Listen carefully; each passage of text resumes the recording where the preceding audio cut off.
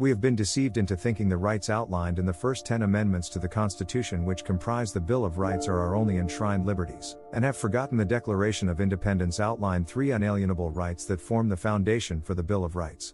Jefferson also made clear these were not our only rights, but were a select 3 among many natural rights granted by nature's God.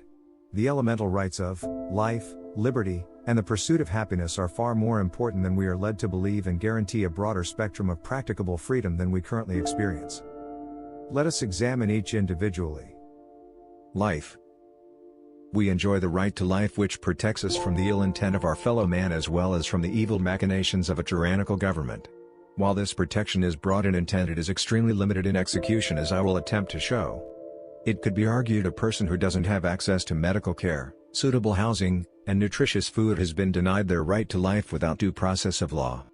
Now you might argue that systems such as Medicaid, food stamps, and government housing are in place to address these concerns. And to some extent I agree. These systems do ensure the exercise of the right to life for those near destitution, but I would argue they do nothing to assist those who fall between poverty and middle class. Liberty. We exercise a great deal of freedoms in our country, however the influence held by the wealthy and corporations over our governmental and financial institutions have led to the gradual erosion of our individual liberties. In many ways our rights are subject to the whims and mercies of our corporate overlords, for we can lose our access to goods and services as well as housing and our jobs if we run afoul of corporate interests. If a person exercises their right to religion and speech in their private capacity to further a cause that is contrary to their employer's stance, they can be terminated. We are prevented from exercising our right to self-defense and are subject to the full array of abuses, harassment, and violence from our employers and their customers with little recourse. Pursuit of happiness.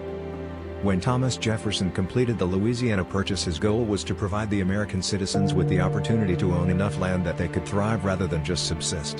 Mr. Jefferson envisioned a nation of artisans and farmers laboring for themselves and their posterity, wholly owning the profits of their toil.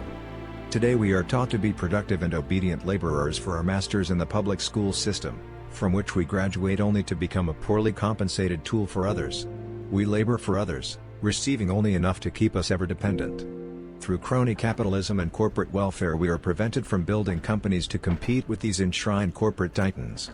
The commodification of housing has priced us out of the market, leading to complete stratification of society into an owner class and renter class. Thank you for watching the video. Please like, comment, and subscribe. I would love to hear your thoughts.